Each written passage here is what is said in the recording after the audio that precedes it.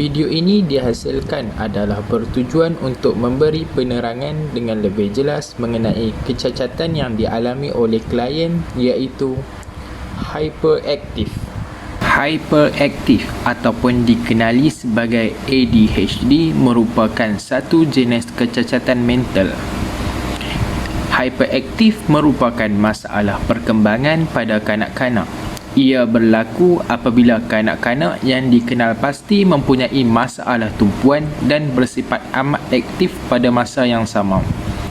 Hyperaktif berlaku di antara satu, iaitu sama ada kanak-kanak itu bersifat hyperaktif sahaja atau bermasalah tumpuan sahaja. Hyperaktif ini boleh berlaku disebabkan oleh beberapa faktor. Pertama adalah persekitaran. 9% hingga 20% daripada varies adalah mereka yang mempunyai simptom-simptom hyperaktif yang dicetuskan oleh faktor persekitaran. Kemungkinan yang disebabkan persekitaran adalah seperti terdedah kepada asap rokok, alkohol atau terdedah kepada pelembab. Seterusnya adalah faktor genetik. 75% kanak-kanak yang mengalami hyperaktif adalah diwarisi. Hyperaktif disebabkan oleh keadaan genetik, namun faktor-faktor lain juga dikenal pasti sama. Seterusnya adalah faktor pemakanan. Didapati bahawa pewarna makanan tiruan dan perasa makanan dapat menyebabkan hyperaktif pada kanak-kanak ini. Berikut merupakan bagaimana cara menangani kanak-kanak yang mempunyai hyperaktif. Setiap kanak-kanak mempunyai keunikan mereka yang tersendiri. Kanak-kanak hyperaktif juga tidak sama di antara satu dengan yang lain. Setiap asuhan oleh ibu bapa boleh menyebabkan simptom-simptom hyperaktif pada kanak-kanak ini menjadi semakin teruk. Oleh itu, ibu bapa perlu mengenal pasti dan memahami simptom-simptom hyperaktif yang ditunjukkan oleh kanak-kanak ini supaya dapat menangani dengan baik. Antara cara yang dilakukan bagi menangani masalah yang dihadapi oleh kanak-kanak ini ialah dari aspek psikososial dan ubat-ubatan. Pendekatan psikososial. Kaedah ini biasa dilakukan kepada kanak-kanak yang mempunyai hyperaktif, terutamanya kanak-kanak prasekolah dan mempunyai masalah hyperaktif yang ringan.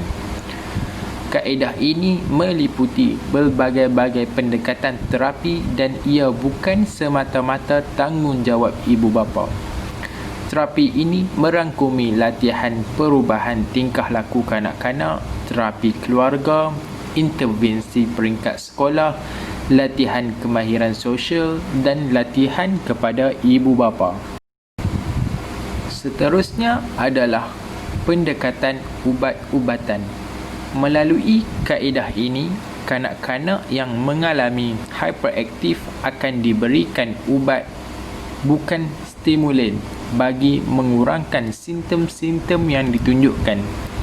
Ia bermaksud sekiranya kanak-kanak mengambil ubat yang diberi oleh doktor psikiatri, maka kanak-kanak ini akan menjadi kurang hyperaktif. Contoh, ubat-ubatan yang biasa digunakan adalah Ritalin. Namun begitu, keadaan ubat-ubat tidak digalakkan. Pengambilan ubat-ubatan merupakan pilihan terakhir dalam merawat masalah hyperaktif kerana kesan jangka panjang penggunaannya masih belum dikenal pasti. Oleh itu, bagi melihat masalah hyperaktif ini dengan lebih mendalam, saya telah membuat temu bual melalui telefon terhadap seorang rakan karib kepada individu yang mengalami masalah hyperaktif. Assalamualaikum. Ni Puan Nasuha ke? Waalaikumsalam. Ya saya, ni siapa ya? Maaf ganggu Puan. Saya Hafiz yang ada WhatsApp Puan tempoh hari lalu untuk buat sesi temu bual dengan Puan tentang kawan Puan yang OKU tu. Oh, ya, ya. Ada. Hari ni saya nak call Puan sebab nak buat sesi temu bual dengan Puan. Boleh ke? Ke mengganggu Puan? Tak pun. Boleh je kalau awak nak buat sesi temu bual dengan saya pun.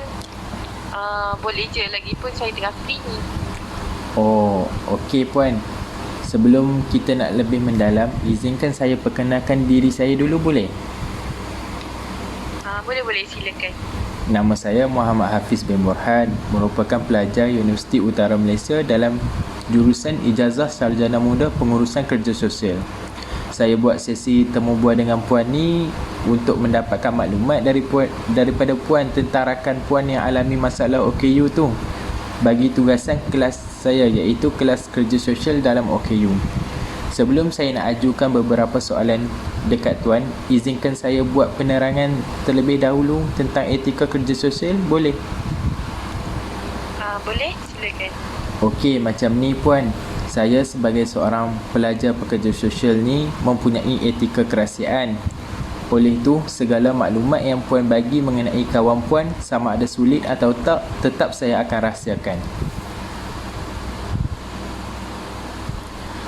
Okey, kalau macam tu, saya teruskan ya Puan? Boleh. Okey, kalau macam tu, saya teruskan ya Puan? Ya, boleh Hafiz, teruskan. Okey, untuk soalan pertama, boleh tak Puan cerita sedikit tentang latar belakang Puan dan rakan Puan? Okey, untuk latar belakang saya, nama saya Nasuha binti Muhammad Tanawi. Saya berusia 24 tahun dan sekarang saya bekerja di Pejabat Pos Cawangan Kuala Lumpur. Saya sudah pun mendirikan rumah tangga. Untuk biodata kawan saya pula, nama dia Nur Syahidah binti Ayub. Dia seusia dengan saya tapi dia masih bujang dan dia pun bekerja dekat sini juga. Tetapi di bahagian lain lah, kami ni lebih kurang sahabat sebab kami dah berkawan dari sekolah rendah lagi. Berdasarkan apa yang saya tahu tentang kawan saya ni, dia mengalami masalah kecacatan dari segi mental hyperaktif sebab dia pernah tunjuk kat OKU dekat saya dan dia cerita dekat saya tentang masalah dia tu. Kalau tak silap saya, kecacatan yang dia alami tu adalah semenjak daripada dia lahir.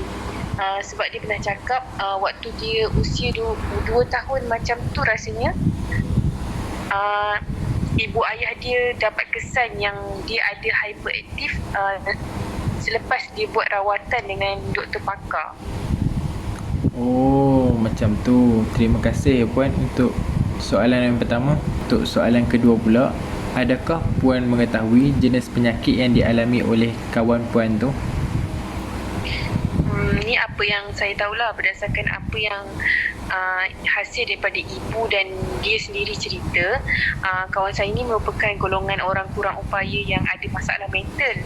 Sebab saya sendiri pun pernah tengok kat OKU yang dia pernah tunjuk dan dia ada juga cakap dekat saya yang kat OKU ni ada dalam pelbagai jenis. Maksudnya kalau kat OKU untuk kecacatan mental lain, untuk orang buta lain, pekak pun macam lain. Jadi ibu dia pernah cerita yang kawan saya ni ada masalah hyperaktif semenjak dia lahir lagi. Mungkin disebabkan oleh faktor genetik. Sebab kalau tak silap saya lah, kawan saya ni dia cakap Pak Su dia seorang merupakan hyperaktif juga. Mungkin itulah kot sebab dia pun mengalami masalah yang sama. Oh, macam tu. Untuk soalan seterusnya Puan, apakah masalah yang dihadapi oleh kawan Puan tu yang Puan ketahui melalui penceritaan ataupun pemerhatian Puan? Masalah dari segi apa tu ya, Hafiz? Maksud saya masalah dari segi emosi, tempat kerja ke, tingkah laku ke, yang rakan Puan ataupun waris rakan Puan pernah cerita dekat Puan. Oh, ada masalah yang dihadapi tak silap saya sebab ibu dia pernah cerita dekat saya yang dekat sekolah dulu waktu Syidah berusia 2 hingga 3 tahun macam tu, dia dijaga oleh penjaga mereka. Kira macam ibu ngasuh lah kan. Menurut mak dia juga, dia cakap yang ibu mengasuh ni syak tingkah laku Syidah ni berbeza dengan kanak-kanak lain di tempat asuhan tu. Contohnya macam dia tak boleh fokus dalam melakukan sesuatu perkara tu. Yang mak dia ni pernah cerita juga adalah kes mewarna. Kalau Syidah ni disuruh mewarna, dia akan boleh fokus dalam masa 2-3 minit macam tu je. Lepas je 2-3 minit dia akan buat perkara lain. Contohnya macam dia kacau kawan-kawan dia, panjat pagar dan sebagainya. Selain tu, kalau tak silap saya, waktu sekolah rendah pula, Syidah ni dimasukkan kelas pendidikan khas. Time ni saya satu sekolah dengan dia dan saya selalu tengok dia dibuli oleh pelajar-pelajar normal. Sampai ada satu tahap tu dia sampai jadi takut nak kawan dengan kawan-kawan yang lain. Mungkin saya rasa mungkin dia trauma lah kot. Dan time ni saya mula rapat dan berkawan dengan dia. Kes bully ni yang terjadi dekat dia ni jadi selama 2 tahun. Lepas tu baru dia ceritakan dekat mak, ayah dengan guru-guru dia. Kalau masa sekolah menengah pula, dia ni lebih mengalami masalah kurang fokus. Masa sekolah menengah pun sama, dia satu sekolah dengan saya. Kira dia masuk waktu tu dia masuk kelas normal. Tapi dalam 2-3 minggu macam tu je. Lepas daripada tu saya macam dapat kesan yang dia ni macam tak boleh nak fokus. Dan saya pun selalu nampak lah dia tu macam stres je belajar. Lepas pada tu saya bagi tahu dekat mak ayah dia tentang perkara tu. Kebetulan waktu tu sekolah saya pun ada kelas, dia tawarkan kelas rancangan khas. Jadi dia pun waktu tu dia dipindahkan ke kelas tu. Tapi waktu tu saya tetaplah saya still kawan rapat lagi dengan dia. Saya rasa macam tu je lah. Oh, kira awak selalu jaga dia jugalah masa sekolah rendah sampai sekarang lah ya? Yelah, lebih kurang macam tu lah. Okey, sekarang masa bekerja ni dia ada alami masalah apa-apa tak? Alhamdulillah sekarang ni saya tengok dia dah macam dah pandai berdikari semenjak dia bekerja dekat sini. Mungkin disebabkan pendidikan dan juga latihan yang selalu diterapkan oleh ibu bapa dia lah kot. Dan kawan-kawan dekat sini pun boleh terima kekurangan dia tu. So adalah perubahan dekat dia. Oh, macam tu. Untuk soalan seterusnya Puan, melihat kepada jenis kecacatan dan masalah tersebut, berdasarkan pengetahuan Puan, apakah bentuk bantuan yang diperolehi ataupun diperlukan oleh rakan Puan tetapi masih tak diperolehi? Tentang bantuan, kalau dari segi bantuan, berdasarkan apa yang saya lihat kawan saya ni, dia lebih memerlukan bantuan daripada sokongan daripada keluarga, masyarakat dan juga bantuan kewangan. Yelah kan, bila diorang ni tahu ada masalah OKU, kebanyakan daripada diorang ni akan mula rasa lemah semangat, tambah-tambah lagi bila ada setengah masyarakat yang mula memandang serong terhadap mereka. Benda ni bagi saya yang membuatkan mereka jadi lemah semangat, sebab bila masyarakat tu yang tak bagi sokongan moral kepada mereka, jadi mereka akan mula rasa diri mereka ni tak mampu untuk melakukan suatu perkara, walaupun perkara tu simple je, sebab mereka ni tak dapat kepercayaan daripada masyarakat. Sebab tu bantuan daripada sokongan keluarga dan masyarakat ni pada saya dianggap sebagai salah satu perkara yang penting. Ya, betul juga kan Puan.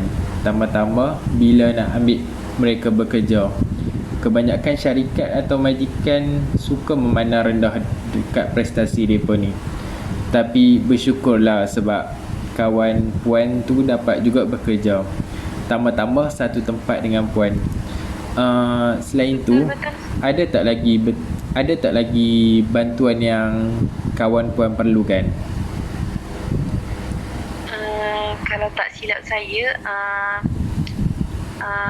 dari segi bantuan ada, tapi bantuan dari segi kewangan lah. Sebabnya Syidah ni dia selalu jumpa dengan pakar psikiatri. Jadi kalau jumpa pakar psikiatri ni kan, mestilah memakan kos yang perbelanjaan yang agak tinggi kan. Betul. So dari segi ubat-ubatan yang diguna pun, apa yang saya tengok memang agak mahal lah. Nak tak nak memang dia kena beli ubat tu, sebab pakar psikiatri yang suruh beli bagi mengurangkan dia punya hyperaktif yang dia alami tu. Okey. Oh, macam tu. Okey Puan, ini mungkin soalan last kot daripada saya. Saya nak tanya, sepanjang perkenalan Puan dengan rakan Puan, ada tak Puan tahu jenis-jenis perubatan yang rakan Puan ini ambil, sama ada dari segi ubat-ubatan ataupun latihan terapi? Oh, berkaitan dengan ubat-ubatan Ya Puan. Okey. Dari segi perubatan, kalau tak silap saya lah tau, sebab saya tak berapa nak tahu sangat. Tapi apa yang saya nampak, kawan saya ni ambil ubat dia ambil ubat perangsang. Tapi saya tak pasti nama ubat tu apa. Kenapa saya cakap tu ubat perangsang? Sebab saya pernah tanya dia tentang ubat tu yang dia makan tu. Mula-mula tu dia macam ngelak jugalah nak jawab kan. Tapi dia jawab juga lepas beberapa hari selepas saya tanya soalan tu. Dia cakap pil perangsang tu yang diberikan oleh doktor tu adalah tujuan untuk seimbangkan bahan kimia yang berlebihan dekat otak, yang dipanggil sebagai neurotransmitter. Betul tak? Oh, neurotransmitter. Betul Puan. Kalau dia ambil ubat tu, kiranya gejala hyperaktif dia tu akan berkurangan lah, macam tu. Contoh macam ubat ni dia ambil time dia gelisah, stres, dan kalau dia tak boleh fokus dalam buat sesuatu perkara, so dia akan ambil ubat tu. Tapi doktor tetap bagi limit lah untuk dia makan ubat tu. Kalau tak silap saya, sehari 2 atau 3 kali macam tu je. Selain tu, saya selalu teman dia buat latihan dan sesi kaunseling dengan pakar psikiatri, dan pekerja sosial perubatan dekat hospital HKL. Kira dalam sebulan tu 2-3 kali lah saya akan teman dia pergi HKL. Oh. Itu je lah kalau dari segi perubatan. Oh, masa dia buat latihan dengan pakar psikiatri tu atau pekerja sosial tu, Puan masuk ke dalam sekali ke? Ke Puan cuma duduk dekat luar tunggu saja? Oh, waktu kalau saya selalu pergi teman dia pergi jumpa pakar psikiatri tu, saya cuma duduk kat luar je. Jadi apa-apa latihan yang dia buat, saya dapat lihat lah. Oh, okey. Kalau macam tu, ni saja Puan soalan yang saya nak ajukan dekat Puan. Terima kasih ya Puan sebab membantu dan bagi maklumat kepada saya mengenai rakan Puan. Okay, tak apa. Okey, terima kasih. Saya Sama-sama. minta diri dulu ya. Okay, terima kasih Hafiz.